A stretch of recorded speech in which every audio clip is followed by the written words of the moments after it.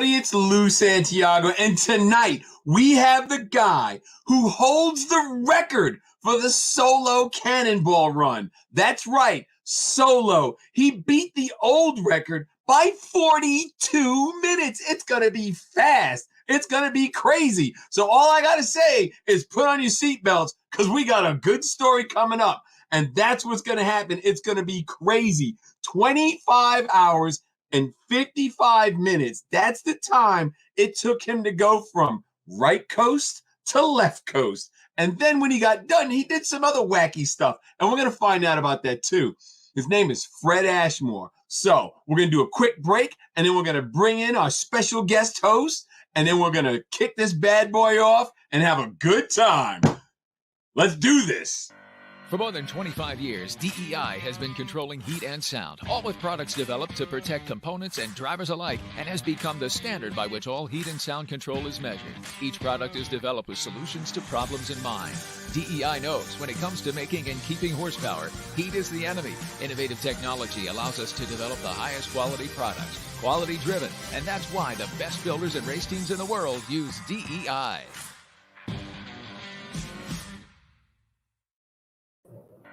For more than what happened? What's up, man?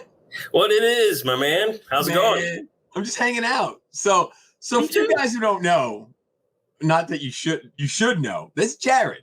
We did a little show together on the Motor Trend scene for disco, and it's just 8 seasons, no big deal. We did Car Fix. Jared, tell everybody what you have been doing lately, because everybody always asks me. Yeah, I mean, as soon as we departed the big corporate scene, I basically, Troy and I were talking. Well, how do I put this? I've been filming at Rad Rides by Troy, a little show called Rad Rides by Troy, which is awful convenient for us. And we're really proud of it, It's been something that's very organic. We built it from the ground up and finished the first season about a month ago. And the content to me is just wild, I mean, it's easy because I get to show up and watch these guys that are just, they're killing it. They're killing it on the clock. They're killing it with what they're doing. I mean, it's easy for us because I can be gone for 2 weeks and go back.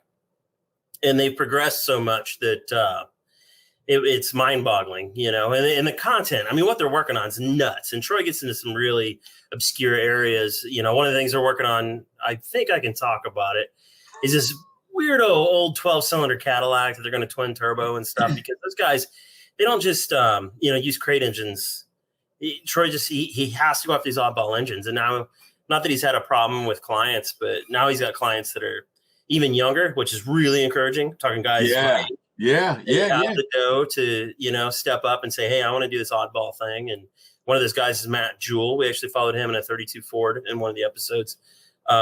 He's got some killer cars, really cool cat. I mean, button down, smooth ace, man. I really like this guy, but he's doing I'm not even going to say it because I'll get it wrong. Some very obscure pickup truck, and I think it's a 39.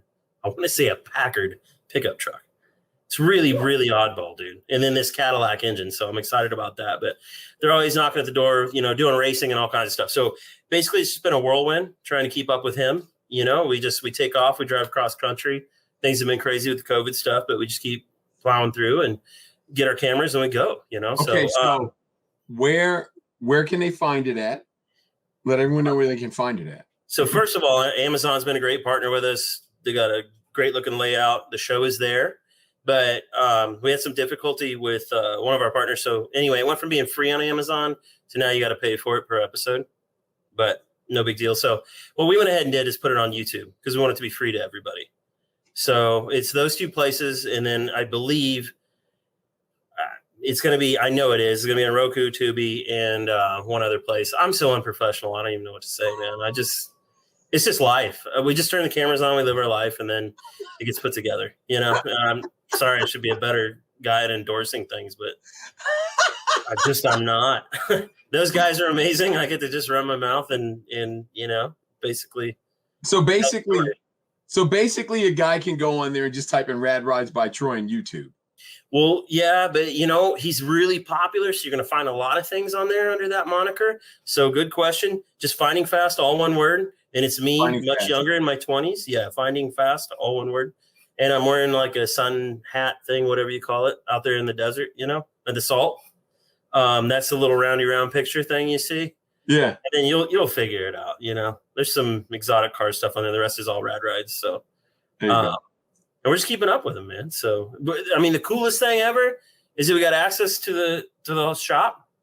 We just bust in there and we do it different than ever before. We don't shut everybody down, because that can cause a lot of tension in a shop. So the side effect is you may hear some grinders and things, but we find that it just adds to the reality of the element, and that's that. So that's been my obsession lately. And I'm restoring a Miller dial arc for my dad from the 70s. I'm freaking pumped about that. That's what I was doing today. Is grinding that thing down. Did I send you the phone number for the guy in Atlanta? No. Oh, I forgot. All right, I'll take care of it. This is what. No. I forgot about that. I'm in the body working stages, so it's going to be a couple of days, to say the least. This thing is going to be stupid. It's going to look like a museum piece, but it will. Hey, but it works. Who cares? I can't help it. Yeah. Thanks for asking. That's all that matters. God. Yeah, I'm gonna send you the Miller guy, the Miller guy's information, because I forgot. I'm a mess. I admit it. I'm a mess. That's it. Yeah. All right. So here's what we're gonna do. We're gonna bring in Fred and let Fred tell us about his exploits running across the country. So we're going to do a quick commercial. When we come back, we're going to have Fred Ashmore, the solo cannonball guy. 25 hours, 55 minutes. Hit it, Ken. It sounded too good to be true. A dealership that's been in business over 65 years. Terrific deals and thousands of repeat customers. You know what I love about this dealership? What's that? It's a big building where they sell cars, but that's not important right now. I love their 5-star customer reviews. See why more people are uncovering great deals at KennedyAuto.com. John Kennedy Ford. Enjoy your ride. Fred! Hey! What's happening, man? It's the damn paradise. Oh, hey, Fred, I gotta say one more thing, and then we're gonna get on you. I meant to say it before. Jared, I came up with a really great idea, and you're gonna appreciate this, Fred. I came up with a really great idea for a show that we could do online. Fantastic idea. We're going to build clown cars with all midget crews. Me and you host it. See, Fred liked it. Yeah, you backed me into a corner on that one, Lou. You did it on purpose. I really like midgets. I'd say it's probably going to be on a limited budget or a small budget. A small budget. Look at this. I love it. We are crashing that whole, let's be sensitive about everything situation. I like it. Yeah. All right. So, Fred, first I want to know, how did you get into doing what you do? Strangely enough, it started over an internet car deal. I had a 71 Boss 351, and a friend from New Zealand contacted me named Ben Charlie Safari Wilson, and we kind of just were juggling back and forth about old cars. And then he just randomly said one day, "You interested in doing a cannonball type event?" And I've just always been, when it comes to racing, I've always just been that yes guy. Let's do this. So we made a plan, and we started out with a lot of teams, and it dwindled down to just a couple of us. And I actually made the first run by myself from Maine to New York to Los Angeles, which is about 3,200 miles by myself. Maine to New York, and then started it, or they counted Maine? No. I left from Maine, drove directly to New York, checked in, and went all the way to LA. Oh my God, dude. Are you kidding me? Without no overnights, no resting or anything. It took me right around 9-ish hours to do it. Wait, so you started in LA and went back to New York? No. I started in Maine, drove to New York, went to LA, all in one shot. Oh my God, dude. Wow. Jared doesn't know what to say now. Well, I don't. So because the cannonball, how did you get into it? I mean, for me, it was the movie, because I was right around that age. I mean, you're just a tick older than me. I mean, like 2 years. So, I was into it from there. And then I got into Dan Gurney and the whole Ferrari Daytona and a couple of things, because I'm a Ferrari nut. So for you, was there something that was deep seated, like a childhood fantasy about what they were doing? I think it was bigger than life for me. It was an Yeah. opportunity that I felt if I passed it up, I may never get a chance again. Because when you were growing up, same time I was, it was this mysterious. Oh, will I ever get the invite? This is like things kids dream of being Yeah. able to do. So it was when the opportunity came. It's just one of those things you don't say no to. Yeah. Right. Yeah. Right. Cool. That is cool. So, I mean, obviously you have some kind of racing background. What's your background? And I mean, you didn't just jump right into cannonball runs, did you? No, I've raced a little bit of everything. I've raced on dirt, ice, asphalt, snow, pretty much anything I can strap myself in. I've raced mainly stock cars. I top fuel raced around the country for years with crew. Been pretty much every form. Holy shit! So you felt the monster, man. The top fuel, that thing unleashed, and that's cool. That's a very niche market, if you will. What does that feel like? Well, to be 100% honest with you, that was another one of those opportunities that started. I was a young guy in my early 20s, and it started as a, hey, can you come crew on my car, and do that. And that's where the whole thing started. And it kind of evolved from that. So, it became a lifestyle, as any racer knows. You start traveling around and, eating at gas stations, sleeping in rest areas, doing whatever you can to afford to race. So it was just the whole experience really was, for a guy at my age in my area, Maine, where people just don't do a lot, it was just kind of surreal. And to the point where you'd like tell people like what you were doing, and they're just like, yeah, sure. Yeah. It's just like being on TV. They do the same thing. Yeah. Oh, okay, cool. I got a top fuel story. You might like this because you were there. I got to crew a car once, and guest crew, like a guest host. So we'll see how this goes. But they gave me a little laser thing, to look at the zoomies, and I understand a little bit, but I was so excited I'd do whatever I was told. And they're like, yeah, get about 4 foot from those headers when we after firing it up, and so I got my headset on it, just blew it all right off. I'm there, at the starting line, but I should have known better. Everybody's laughing, but it was cool. I poisoned their coffee later, but it was cool. Oh, God. So what's the deal with the Laguna in the back, Fred? So behind the you. Laguna in the back was a brainchild of Ben and I. Ben, the founder of the C2C Express, him and Eric Props. We decided to put this car together in kind of commemorative for the 50th anniversary of the Cannonball Run. And the car is built 100% identical to the car that Terry Bradshaw and Mel Tillis drove into the pool in the movie. So The plan is I want to give it a little bit of heritage and a little bit of pedigree. And at some point here, we're going to drive it from New York to Los Angeles. Oh my God. I'm not even going to get into it. You're going to have to come back after that trip and talk to us about that. So I was told that you rented this Mustang GT from Avis. And I know we got some pictures. Ken found some pictures. So what's going on in that picture? I think that picture is actually where I had returned the car. It was kind of a sarcastic picture of saying goodbye, because at that point I tried to buy the car and it wasn't for sale. They had already sold it. So I was kind of brokenhearted in the picture. You did the right thing. Oh the my right God. thing, turning it back in, or trying to buy it, or Trying to buy it. I mean, that's a stand-up move, really. It's rectified. Well, I felt I didn't take out the extra insurance, so any of the beating I gave the car, I probably should own. So Yeah, I mean, seriously, I think that's a solid move. But I'm sorry you didn't end up with it. That's a shame. It is. But So- I did wind up with it. There's a plot twist. Yes, there's a plot twist. So how big is that get? Good God, Fred. Fucking ridiculous. How many gallons did you have in that thing? And did you drive with a window open? Because it's got to be some fumes. Good God. Honestly, I have quite a bit of experience with putting extra tanks. My 63 Galaxy holds 200 gallons, and it sits in the back seat behind my head. So, Oh my gosh. the fumes weren't that bad, but this car held 130 gallons. 130 gallons. Yeah, but that ain't enough to get you cross country. See, that looks more like 2,000 gallons. No, 130 gallons gets you halfway. Then you fuel up Okay. halfway.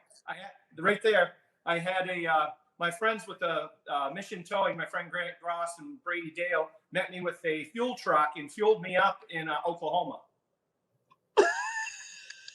The Midway. Wow. Yeah. Farmers? Oklahoma. Yeah. So That's crazy. Kelly Hill Drumright. I actually pulled out all the stops on this. I figured I was going for broke, and I didn't take out the extra insurance, like I said, because I figure if I wrecked this thing, I wasn't going to be around to pay for it. So, Story of my life. Oh my God, dude, that's insane. So, how long did it take you to prep the car? it took me 2 or 3 days to prep the car. I had the 53-gallon tank from my event record car, the Cobra, and that's the tank you can see right there in the back. So I had that tank already built. So I fit it into the car, and I sourced the other 2 tanks and built it in my friend Ricky Creekmore's garage because I didn't have a place to build it at the time. Right. And so it took 2 to 3 days. Good luck charm. That's what I'd call that. No kidding. I tell you, man, Fred, it looks like you actually built that in the car. I know you did. Does. Damn, that's a tight fit. Yes. So the interesting part of the whole thing is there's very few times where I've ever felt like I was paralyzed in my life, but I had rented this car and I just had it for a few hours, and I drove to my buddy's shop and started telling him what I was going to do with it. And I heard this noise outside, and I walked out, and there was 6 goats standing on the roof of this car. Oh my God. No. So you want to scream and like scare them and get them off the car, but at the same time, you know, if you scare them, they're going to wreck the car. So Yeah. kind of like in this trance, paralyzed type setting where I didn't really know what to do for the first time in my life. Given the fact that you're sitting in a car with 130 gallons of fuel in the interior compartment, I'm going to go ahead and go out on a limb. Everybody just take a note. Goats on your roof is a good thing. That's a good omen. It's a good, it's a good sign. Yeah. Hey, I'll take it. I'll take it. Everything was successful. So at this point, I can look back and laugh on it. At the time, I was still in the infamy of, am I really going to pull this off? Is something really going to come of this? Or, is this going to be, a rental nightmare? I return a car and the roof's wrecked on it and, all kinds of other stuff. Yeah. So I was kind of still in that, what would you say, the honeymoon state of what was going on here. And I was really kind of stressed out about the whole, what I was going to do once his car got returned, if it did. Oh man. Yeah. God. One of the guys wanted to know how much does it cost to fill the tanks? If you have to ask, you can't. Yeah. What's a ZJ? Well, you've got to ask, my man. So, fortunately for me, I had fuel was really cheap at the time. I want to say it was under $2 a gallon. So I had Grant fill up the fuel truck before I left for New York, and he put just under 130 gallons in that car in 8 minutes. So, holy shit! Yeah. Wow. So around $260 to $300 what it cost to fill it up. That's funny, dude. That's so funny. So, I heard Avis banned you from ever renting a car from them. Not just Avis, but Enterprise, Hertz. If you can think of a rental company outside of U-Haul, I'm banned. But why? Did you fart in it? No, I peed in it. Oh, okay. Well, all right. That makes sense then. That must have been what tipped them. They had no idea what I had done in the car. Until about it. But fortunately for me, and I know they never saw it because nobody knew it was there, I folded up the back spare tire area and I signed in the back of it what I had done, and then folded the carpet back down and turned the car in. So gorgeous. They had no idea. I like your style. That is so awesome, man. That is great. That is so awesome. The thing I was worried about is I didn't think I'd ever get the car back. So I was like, I got to do something with it. And, like that face was a real face. I was really bummed out because I always wanted an S550. And what better one to have than this one I'd done the 2 records in. So it was kind of a bittersweet moment for me to have to turn it in. But there was also a part of me inside that was laughing that some SOB is going to get this car and not realize it had been flogged across the USA for 50 hours, but by the time we got done with the Bandit run. So So wait a minute. The bandit run. What are you talking about there? Let it tell us what that is. What's going on there? Okay, so we didn't just salt everybody's wound about the solo run. After I got done, I turned right back around and I drove back to Tulsa on little to no sleep because my dad was flying in. So I drove right back to Tulsa. I got my Super Duty because my dad couldn't fit in the Mustang, obviously. And I picked him up at the airport, and he looked at me kind of quizzically. He was like, "Where's this fancy Mustang we're supposed to be taking?" I was like, "Well, Dad, I'm going to have to tell you something about that." So I dialed up my brother, who was basically my in-ear spotter on the run. And my brother told him what I did. And I wasn't sure if he was going to punch me in the face or cry or what was going on. Because I didn't tell my parents what was going on. I didn't want them to worry or Right about it. So I picked him up, took him home, took all the fuel tanks out of it because I didn't want the guys on the bandit run to know what I was up to. Right. And so I'd have room for my dad. Then we headed to Atlanta to try to beat the bandit record from Atlanta to Texarkana, Texas and back. Wow. So you basically in 3 days, because you figure a day and a half to drive back to Tulsa. So you did it in 25 hours. We're gonna say day and a half, and then you drive from there to Atlanta to do the bandit run. So in 3 days, you basically traverse the country 2.5 times, mileage wise. Yeah. On what? A couple cups of coffee and a donut. Got a little bit of beef jerky in there too. So There you go. That's insane, man. So we rolled into Atlanta, and it was probably about 2:30, 3 o'clock in the morning. And the Diesel Cannonball record guys showed up, Jason Atkins and Sean Petter, and met us there. And they were like, let's go run it now. And the event was supposed to start the next day, but people had already left. And I'm sitting here and I'm like, there's no gas left in this tank at all. I mean, I am falling asleep standing up. My dad's driven the last leg of the trip. So I told him, I'm going to go get 5 hours sleep and get some rest, and I'll see you guys tomorrow. And so I grabbed a little bit of shut eye, and we got up the next morning. My dad, who's 77, CB, by the way, 30 years, he was my co-pilot, and we headed out of Atlanta. And the first hour, our average out of Atlanta was 99.2, I think. And so you got questions? Oh no, I'm terrible at this. I saw somebody say, "What's up, gentlemen?" So I waved because I'm trying to be inclusive. I don't even know how the camera works, Fred. I'm sorry. So wait a minute. No, it's fine. It's fine. I like this story. So Yeah, your father was a CB. Is a CB. I didn't know if you caught that. I caught it. But yeah. So what what your dad's job was in the sleigh blaze? Huh? He always kind of said it was kind of the guys that went in and built everything for everybody else to fight at. So Yeah. That's awesome. Yeah. Dang on CB. 2 live Vietnam. Yep. Wow. The reunion's coming up in Gulfport. I don't know if he knows that. Every year there's a CB reunion on the East and the West Coast. Wow. He was stationed in Gulfport, Mississippi. Yep, that's where I was stationed at. Yep. Wow. Dude, I get the email. It's coming up. I think it's next month. I'll see if I can't dig it out and send it to you. Yeah, definitely. I'd love to take it. I mean, it's cool because you get CBs from all generations.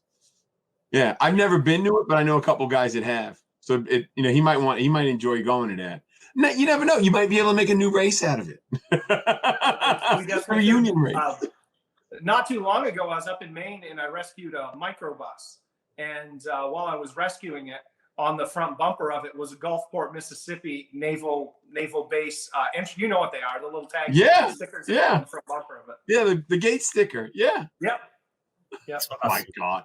You were a microbus. What the hell? Why have I heard that name before?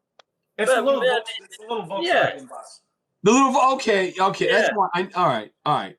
I knew I had heard it, but I'm not used. I haven't heard it in forever. So what are you gonna do with the microbus? Oh, that's long since gone now. That's kind of what I do. I buy, sell, flip, swap cars. That's what I do. So it found a new home and it's all back and running. So That's awesome. So where in Maine do you live? just outside of Bar Harbor. Oh, Bahaba. Bar Harbor. Yeah, my wife grew up at Pembroke Point. Really? I know right where that is. Yep. Yeah. They had a campground. I mean, like you would cross the street, walk through the 100 yards of woods, and the lighthouse was there. Yep. Yeah. Very familiar with the area. Yeah, she grew up there as a kid. Huh? I spent some time there as a kid as well. We kind of moved around and did camping when I was a kid, and we'd go to different places and stay there. Very cool. So you guys, I got to look at my notes, so I make sure I'm trying to cover everything. I do have a question now. Ask a question. I look at notes. I can't shut up. This has been painful for me. Fred, let's talk. I don't know if we can talk about top speed or not, but I think that car has a ceiling around 159 or so, depending on Depending on before. What you've read. What's that? Yeah, I said you've seen me before. Yes, 159 is where. That's it. I had one. I got to 167, but we tore everything off of it and put some tape on it and stuff. But anyway, I do know that car does what I call talks a little bit at that speed. Those tires like to go. If there's any kind of, it's just not as, when you've driven some exotic stuff, they get real planted and whatnot. So I was just going to ask you, with your experience driving different types of race cars and whatnot, I'm not trying to lead you somewhere if you don't want to go there, but did you feel that car just wanting to kind of push back at that speed a little bit? I mean, it starts to turn into a little bit of a brick and leave the ground a little bit, float. Yeah, no kidding. It dances around and it floats a bit. The hood starts shuddering. Yeah. It's one of those things. It's like driving down the road. Fortunately, I've been a mechanic my whole life, so you kind of know, what's tolerable, what's not. I've always been able to, drive with my ass, feel the car, feel what's under me. If the car's, getting floaty. And so I've always had, with the seat time and stock car time, that in itself has always, been a big plus for me. So it really, at that speed, the car, I'm not going to say it was unstable. It wasn't very happy, but it's like anything else, when you got a tire that's noisy driving down the road, you get used to it. I blew a tire in the Bandit run about halfway through on the way back. Really? The centers right out of them.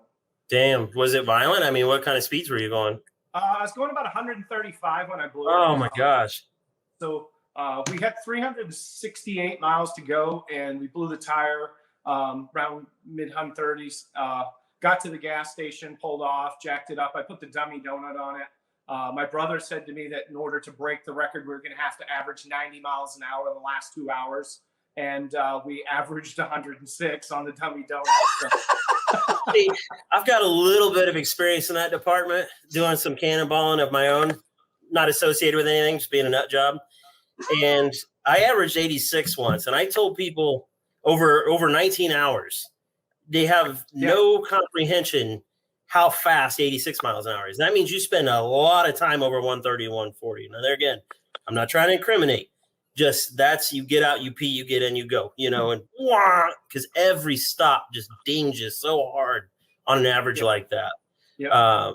But massive respect, man. I like your attitude. I just like it's awesome what you got going on. I got to give a shout out to my buddy Ed, because he's the one that called me and told me about you, and then we were on the internet together. So, which buddy Ed?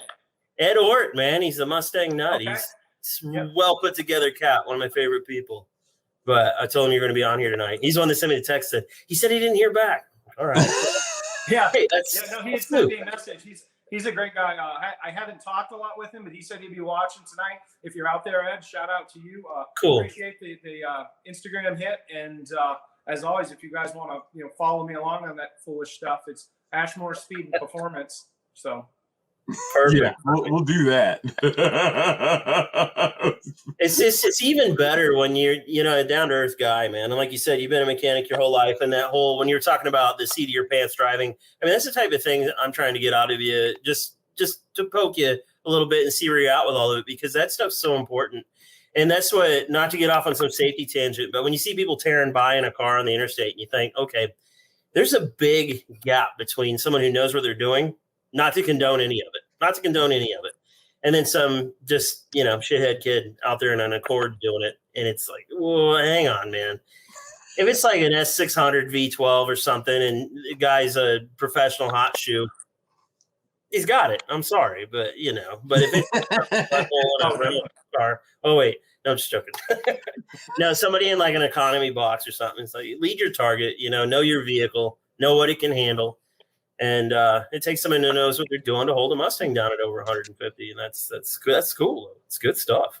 It is. That's awesome. But the question that needs to be asked is, did you ever think about getting Depends as a sponsor?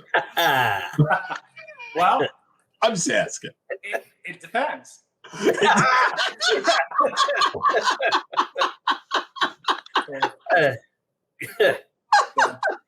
I mean, you might as well ask, because you're living in the car for 25 hours. Who held the record before you? A good friend of mine, we call him Yummy, Yummy Dietz, great guy. I believe he did like 27:30 and change. 27:30. Great guy, amazing guy. He's him, Dave Simpson, and I have just kind of been solo runners for a long time, kind of duking it out. You had a couple other guys did a solo run. Scott Bauer, he did one in a rental car. Guys that really kind of are just wired a bit different. I guess the premise to say is, if we want it done, we do it ourselves. So we don't rely on anybody. So how long have you been doing this? Oh, about 6 years. Oh, wow. I was expecting like, a year, 2 years. That's wow. So all right. So this is the kind of thing you don't let people know, because I mean, the only way 3 people can keep a secret is if 2 are dead. So my guess is this is not information that you let leak out till you get done and you're back, because you don't want people to find out about it. Very, very true. Honestly, with this one, it was so secret that I took people out of the cannonball community and didn't involve them, because I had some upfront issues with, about the potential of being called in on my run. And so this run that I did was 100% hush hush, which also kind of gave you another ball of wax, where it was so hush hush. I had to come out sooner than later to tell people I had done it, because if I hadn't, then it would have become incredulous, basically. Oh, I got you. Dude, that's crazy. So you basically did it unsanctioned. The Cannonball guys didn't know about it, so it was like an unsanctioned run. Yeah. Well, none of them are really sanctioned. I know that, but by not letting them know, the powers that be. Yeah. Well, there was some very slippery slope that was being kind of climbed during this whole thing of when you put yourself at risk, that I do. Obviously, it's not just the risk of the driving on the road; it's being by yourself. When a team does a run like this, if a team gets pulled over, a team gets run in, or if somebody wants to prosecute a team, it's always the burden of proof of who's driving. So me, I fall into a different category where it's not a burden of proof as to who was driving. It's that I was obviously driving, therefore I'm the guilty party. So the whole thing was basically done on a shoestring budget, but really kind of kept low, because I didn't want it leaking out through the seams in case there was somebody that was going to call me in or got wind of it, because I didn't want to wind up in jail. Right. Yeah, it's not a fun place. I hear. I've seen it in movies. I mean, it's good, it's bad. Never been. Yeah, good. Good to probably should have been. So when you started out, did you start at night or did you start in the day? Or which do you prefer to run in? Starting in the morning. Yep. So you had all right. Because I mean, you get into the desert at night, man. It's dark. Well, the desert didn't bother me so much as I wanted to be aware. The more daylight you can run, because obviously I ran a lot of daylight. the better off it is me for a solo person, because I don't have the spotters, I don't have the thermal scopes, I don't have all this other stuff that people have. Yeah. So I really needed the daylight and the visibility, but also with the research that my brother and myself had done on traffic patterns, is there was a lot of people coming into New York during the morning, but not a lot of people going out of New York in the morning. Yep. So my lanes were actually pretty much open from the start. And I was headed right out of town, and you could see the congestion coming in, but really it was wide open going out. I got you. You know, with it being the 2020 scene and everybody knows what was going on, did you find that the roads were a little less, congested in general, or? Well, it was an interesting balance, because they were a lot less congested. However, there was a lot more trucks on the road. And I mean significantly more trucks, because they had lifted all the bans on the hours of driving and everything else. So you had a lot more trucks on the road. Yeah. I'm being, I guess, while I've got the floor or whatever, I'm being prompted to tell a rental car story, Lou, about our little Las Vegas trip we took once. Do you know what I'm talking about? I think so. We've got a few stories now. We've been pretty hard on rental cars, and I feel guilty about it because I love machines. I think they're like little people, and they fit some of the descriptions of things that are alive. But anyway, we'll skip some of the stuff we did to this car, but we pull up at this stoplight. I'm feeling high on life because I'm in my 20s. Lou and I got a TV show, and I was single. So I see these cute girls in Las Vegas on the I remember trip. this one. Oh, yeah, of course you do. And because you ruined it for me. Anyway, I look over these He girls. was a bad wingman. What's that? A bad wingman? Is that what Yeah, absolutely. Yeah, so I look over and I see these cute girls, and they got this car, and I'm, we're in this little junky thing that I think, well, I won't say who paid for it, but anyway, they gave us the Econo piece of junk. Yeah. So I said, we got a nice car here, and we're having fun. We're hitting it off, joking. And the girl goes, yeah, but mine's got a dent in it. And Lou's just sitting there looking straight ahead, dead-eyed. And he takes his arm, he puts it out the passenger door because I won't let him drive. And he goes, boom, and just smashes the whole side of the door. And he looks at him and goes, no, ours does too. And they took off. I'm like, thanks a lot, butthead. That's what I got to work with. So, did you get the full insurance on it? I don't. No, we didn't. We leave those issues to whoever got it for us. Yes, we didn't. We didn't even rent it. They were like, "This is your car." We find that if you swap things around, I probably shouldn't get into it. No, we've never taken the insurance out, and sometimes if you change, can't swap VIN plates. But I'll leave it at that. It's you can get around it if there's multiples under the same account. Gotcha. Bing, bing. that was so I remember the hitting the door of it. Yeah, that was good. For you. All right, there I did it. And then another shout out to Ed. Speaking of getting the insurance, I took a truck out once, and Mom's Attic on the rental box trucks. Yeah. Oh yes. Yep. Yeah, I rented one, and man, Ed and I partied so hard in that thing. We didn't even drink at the time. I didn't. We just smashed stuff. And I hit, a tree with a limb like there. I don't know how to do this. That big around. It didn't look that big around. You think Mom's Attic will plow right through that thing and stop the truck dead in its tracks. Damn. That was it. Mom's Attic was done. Yeah, I guess not. So we get back, and the rental lady she was not having it. Oh, my God. Well, we got the insurance, so we're good. Your story's way better. I tried. Oh, so, Fred, how did you get the car back? The Mustang. So after the Bandit run, I had sat on the whole story for a little while, like we said, and a lot of people, when I started kind of put a few feelers out there and put like pictures of the tanks in the car and put a couple things out there. And I said to my brother, I was like, hey, we really kind of need to get this out there, so people know it's happened and know what's going on. And so when I tried to buy the car from Avis, they had already sold it. There's a little sticker on the window that says, if you want to buy your car, call. And I tried, but it was already gone. So before the Road and Track came out, I decided to do a VIN search online. And I just put it in Google. And all of a sudden, bang, there's the car for sale in Gonzales, Louisiana. Oh, my God. It was It was like playing the lottery. It really was. Did the new owner know what you did? Or did you tell they him? were very, very angry with me. What, so what had happened is after I got done filming with Ed Bullion on VinWiki, I had secured the car and financing and everything, and it was all tied up. It was just a matter of getting down there to pick it up. So my good friend Chuck Weiss hopped on his airplane, flew up here to Oklahoma, picked me up, and flew me down. And before I got there, I called and said, "Hey, I'm coming down to pick up the car."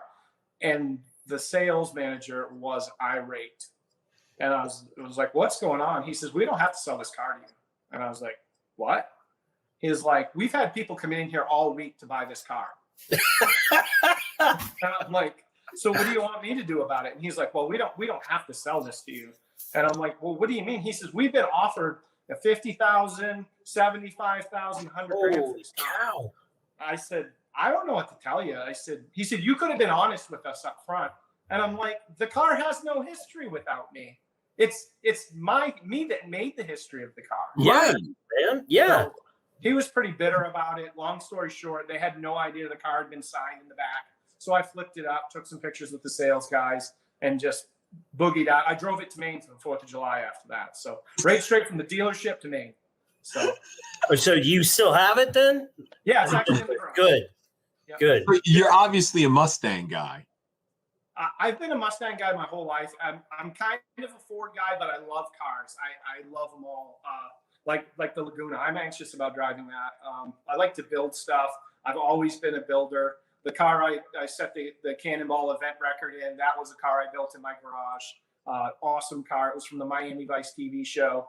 That car's in my garage out here. I was almost killed in that on my way home from the event in Oklahoma City. So I'm a Mustang guy through and through. Yeah. So where did you find the Laguna? Strange. Because I've actually been considering looking for one of those, but they're uber hard to find. They really are. I've actually got 2 of them. And it's fortunate I do, because this one behind me, we found in Colorado. Ben found it on Craigslist, and the guy was asking really, really short money for it. So we made the deal. I went out and picked it up. I tore it all apart, sent it to the paint shop. I didn't have a place out here at the time to paint it. Had a guy paint it, and he did a terrible job. So you hear that, guy? You didn't do so good. I said, you hear that, paint guy? You didn't do so good. That's not fair. That's Fred. You do a good job for Fred. So I gathered the car up and I brought it here to my place in Oklahoma, out here in Drumright, and sat on it. Well, I got married on September 3rd, and the place that I had all the stuff stored for the Laguna burned flat on the 5th. What? Yep.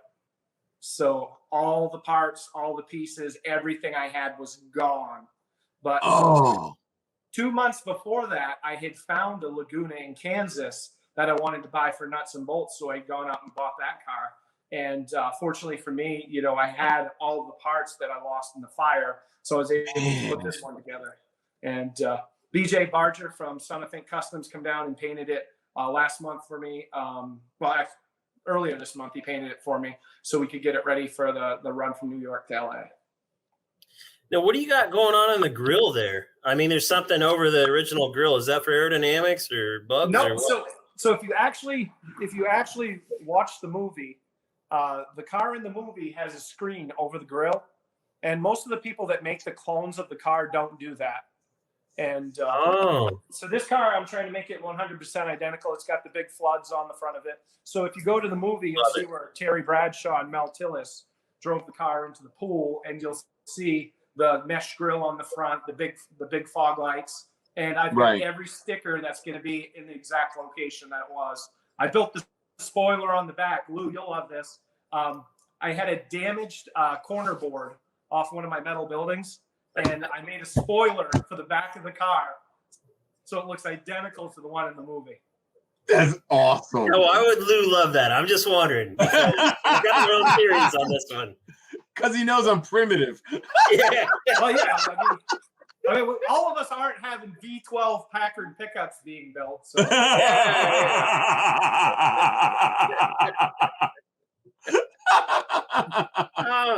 I'm picky. I have to tell you, Jared was the one who ruined me because, I just built stuff. I just built cars. That's all I did. Jared's like, no, you can't do it that way. You got to do it this way because it looks better. Yeah, but why? Because this way, I don't mind doing it this way. It's like, yeah, but it's got to look good. I'm like, okay. So Well, I mean, I grew up with my dad doing airplanes, and then went from there. Well, I had a couple jobs, but not many. I mean, I started working for Troy when I was 20. So, Wow. and you got to look good while you're doing it. That's his mantra. You're not allowed to use a MIG welder. You're not allowed. There's so many things that, heck, I'll say it. He gets in his own way about, really, because profit just out the window. I hear people yelling at him all the time. He's like, I don't care. It's got to be this way. Yep. And what a luxury, though. It's really cool. But damn, does he? I mean, you could tear his cars to just a million pieces, and every little bit. I used to get so mad at him because even like if it was a two-tone paint job, it followed in the door panel and all that. And he'd always say, I'd rather fight something off than have it fall off. And he's a great dude, great teacher, but he ruined me. So. But I love it now. Oh, go ahead. Oh, I was just gonna say, my dad being a CB, he always said there's two ways to do it, but you can do it right or you can do it over.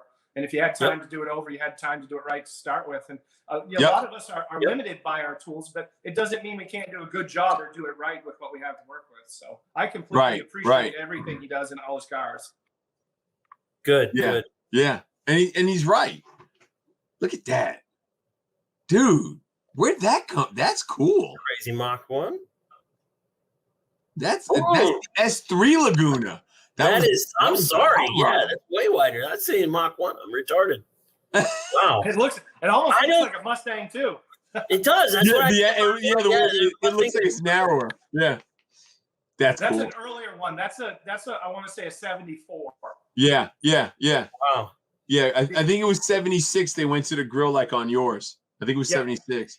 Because they didn't make them for long, did they? Was it like no, just a couple of year run, and I think it was kind of like the Monte Carlos from the 80s. It was a NASCAR niche that they were home regulation or whatever they call it in order to have the car so they could run it on the super speedways. Yeah, you can tell that nose. When I was at Spec Roar Group staff on Little Creek in Virginia, our CO, it was the CO's car. He had a Laguna. It was like a 76 because it had the same grill. He ordered it with a 454 and a 4-speed. Wow, cool. He ordered it and it was he had it brand new. When I was there, it was 89, 90. Wow. And and the car was mint. And it was a vinyl top car. It was silver with a black vinyl top, man. And it was beautiful. Buckets in it? I was just going to ask that. My dad always talk about the swivel buckets because they got a green Laguna with swivel buckets. And you know why all those cars died, right? You know why all the Lagunas died, don't you? Because all the lowriders had to have swivel buckets. So that's what they came for. They had to have that crunch velour seat, man. That swivels. Come on, let's be realistic about this. Good point. That is legit, actually. Yeah, I mean that was the rage. Taking seats out of cars. He does it. That's actually you are 100% right. You think about how some of these fancy cars go to the wayside and people would take when they were doing customs and take stuff like that. Right. Because when you think about it in the 80s and 90s, rare cars. Yeah, in the 80s and 90s in Lowrider magazine, dude, everybody had swivel seats. That's a nice one. There we go. That's a nice one. Yeah, that is 6 nice. point. Oh, I'm just going to be quiet now. I'm showing my ignorance on these things. It is, yeah. It looks like it. I didn't know Did they make them in a Hearst? I think they made the Oldsmobile in a Hearst. I know they made the Pontiac in a Grand Prix, and I actually looked at an Oldsmobile 442 style like this the other day.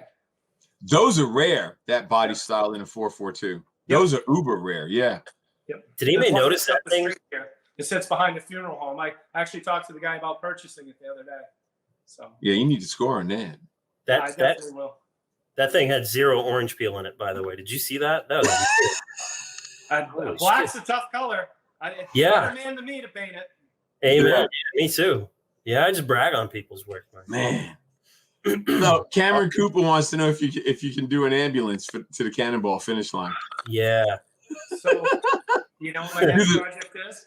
Oh my The God! ambulance. Can you spill the beans? The ambulance? Yep, it's outside. That is badass, dude. Oh, that's gonna be awesome. I love it.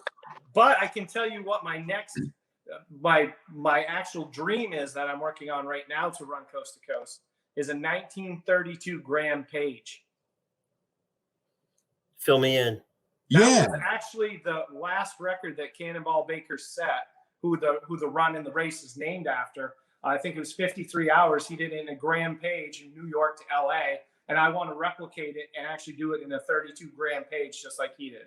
What? And I'm complete ignorance here. What is a Graham Page? Yeah, I've never heard of that one. A Graham, like graham cracker. Oh, Graham. Graham? Yeah. Oh, okay. It's probably my accent more than. No. I still don't know what it is. Sorry.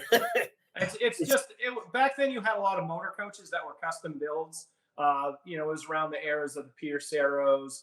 Packard's custom coach. Franklin's. You had your air-cooled Franklins. You had a lot of custom coaches back then. I believe they were bought out eventually by Packard, AMC. They turned into Nash's. So they all kind of combined, and that's where AMC eventually came from. All makes combined. So I'll be doing some research on that tonight. I love learning something. Thank you. That's cool. I heard of a Graham, but I've never seen one. You know what I mean? But I have heard of them. Oh, yeah. They're very rare. Yeah, yeah, I can imagine. Because I don't even think they were around that long. No, the Graham, I want to say the last Graham was late 40s, maybe. Yeah, same. Yeah, so I don't think they made it. And I could be completely wrong. A lot of those cars, died out around the World War II era. Yeah. Where the factories closed up or they merged with somebody else because, sales was down and nobody was buying cars. Everything was trucks. So. Yeah. That's so cool. That is so nuts, man. Yeah. So you know what? In John's notes, he's talking about food and water. So what was the deal? Did you couldn't stock up because you had all the gas? So a lot of people ask me that because a lot of people, like you asked about Depends earlier, is like, what do you do when you got to take a number 2? And I'm like, if you don't put it in, it doesn't have to come out.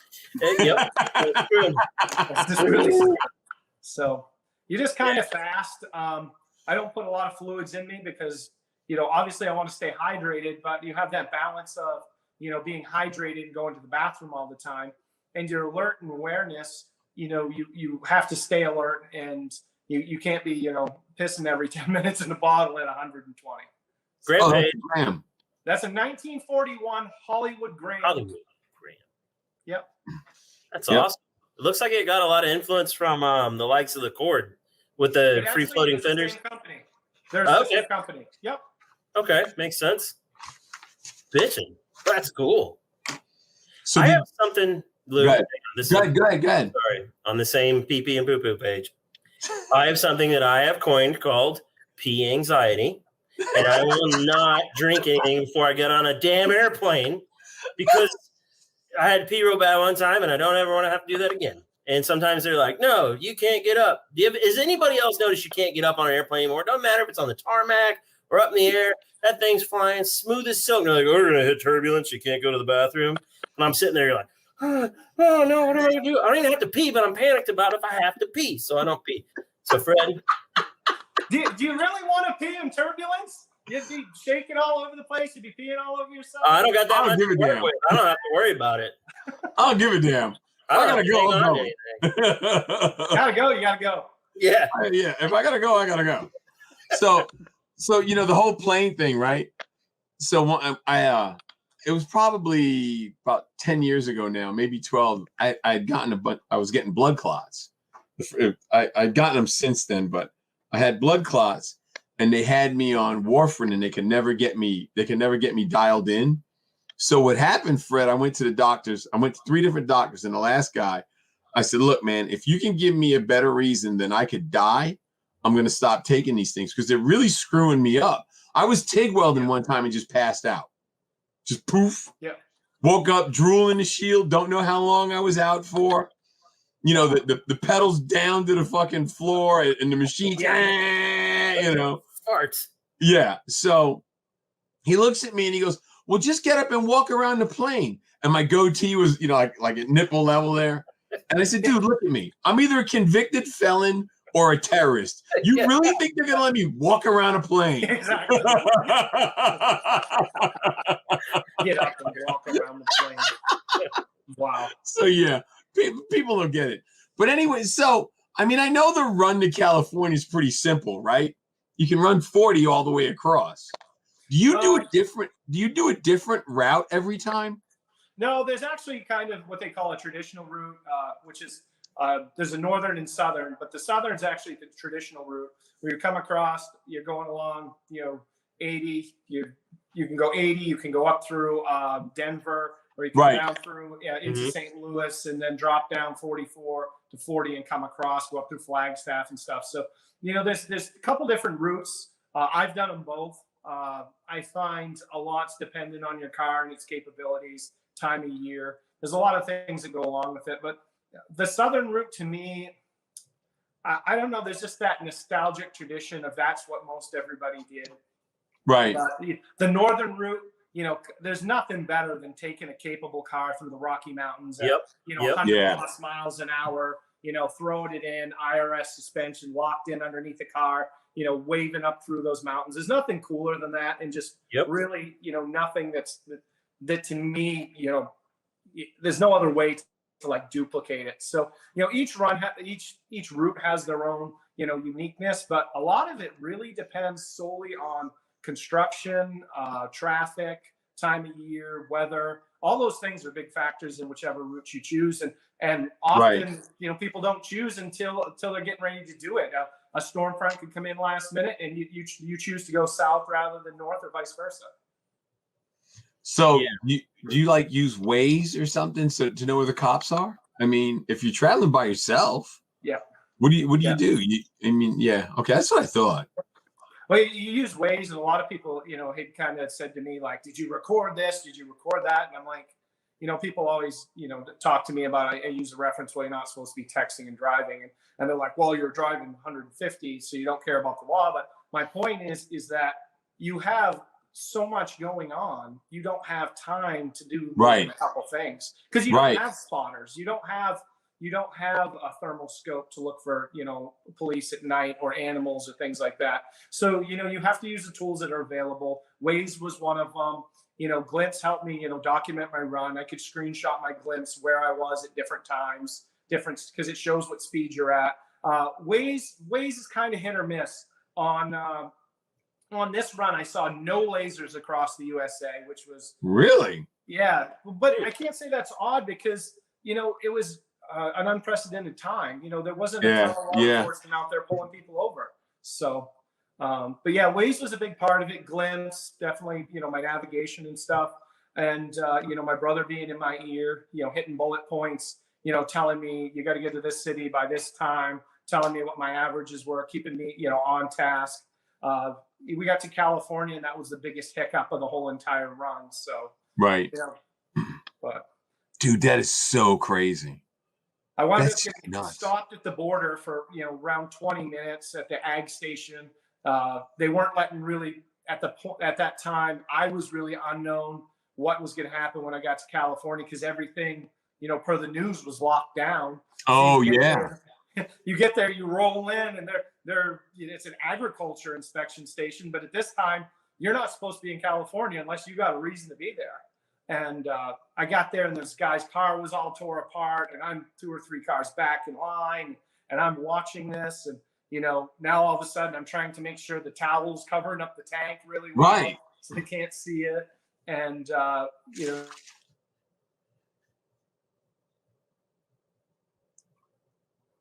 Fred, we lost your voice. There you are. No, sorry. All that stuff happens really fast, and then you just got to get right back on your game. So I got back on my game and, just really laid it down. I was hoping to shoot for like a 25-30, but that was out the window once I got stopped in California. And so I got into the Gardena area, and I saw lights in my mirror, and they started putting chase to me in Gardena. And I did a series of exits and lost him on a series of exits, which basically just turn me back around the same way I was going. And, you know, sleep deprivation, I don't care who you are, you know, you start thinking, you know, are they going to be waiting for me at the Portofino? You know, Right. what's going on? They radio ahead. And, you know, I got there and, you know, got my pictures and stuff, got all my stuff taken care of, you know, tore the stuff off the car that was really visible, that the car was different outside of the light bar, threw it all in the trunk and, you know, in the side seat or whatever. And I was out of there. So.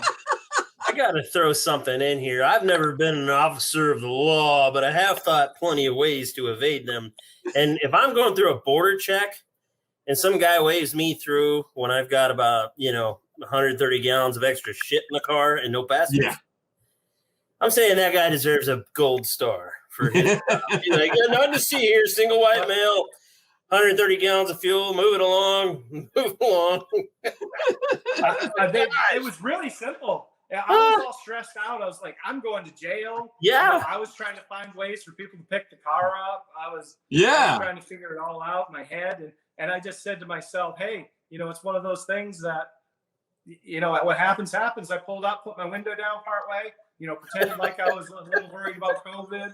You know, yeah. And so they asked what my business was. I said, I just started a job in LA and I got to be to work tomorrow morning. So they let me go and it was just kind of gone. So I needed all this fuel. I don't want to be late. It's tomorrow morning, man. I had to make it shit straight through. Well, I didn't want to get exposed to COVID, so I did the drive in 25 I said, I hours. loaded all my stuff in the car and I'm here for a job. So when I quick kind of like did that glance around, it looked like there was a bunch of boxes in my car. They didn't have no idea what it really was. So total legit. All right, I would have fallen for that. Dang it, Fred, you old son of a gun. Awesome. That is awesome. Good excuse. Yeah. We're taking notes. Well, everybody lives in California. They got a job. They're gonna let you in. They gotta get that tax money. Yeah. Yeah. No, another bastard who wants to come here and give us their money. Okay. Exactly. That's what it was. As soon as you coming and looking for a job, you were good. Yeah. Jesus, Fred. I don't even want to know what it costs to fuel up. God. Oh, today? Oh, yeah, dude. So what are you gonna do about the gas prices now, man? Is it gonna change how you do your next run, whenever that is? Because I don't see gas going down for a couple of years.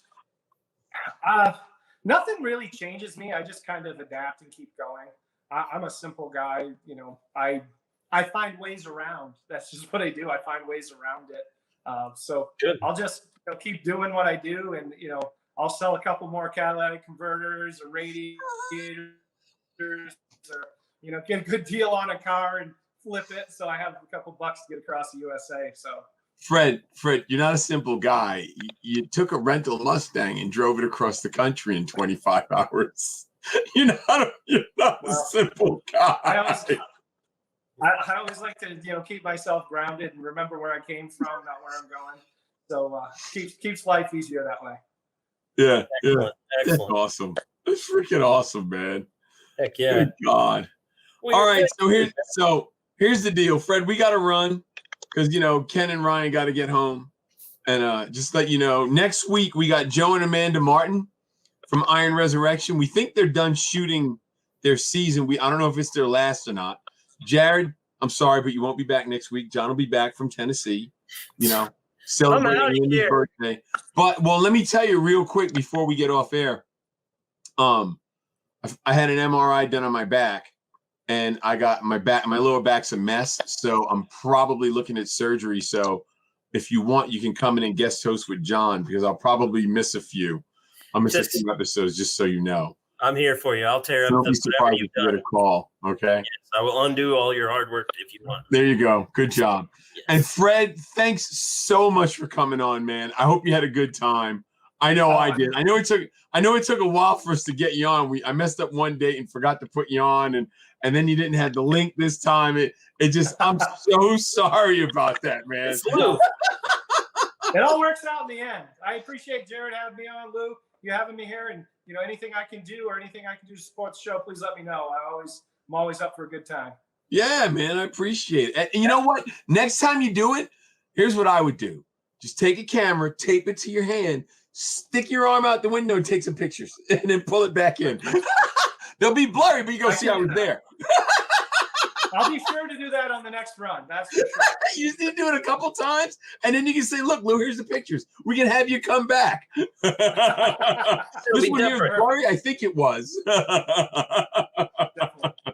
Fred, great to unofficially meet you, man. Look forward to shaking your hand someday. Hopefully, at some point, we'll do it in person. You got it. There you go. There you go. All right, so everybody, Fred, thanks a lot. Say goodnight, Fred. We'll do that. Say goodnight, Fred. Good night, everybody, and thanks for watching.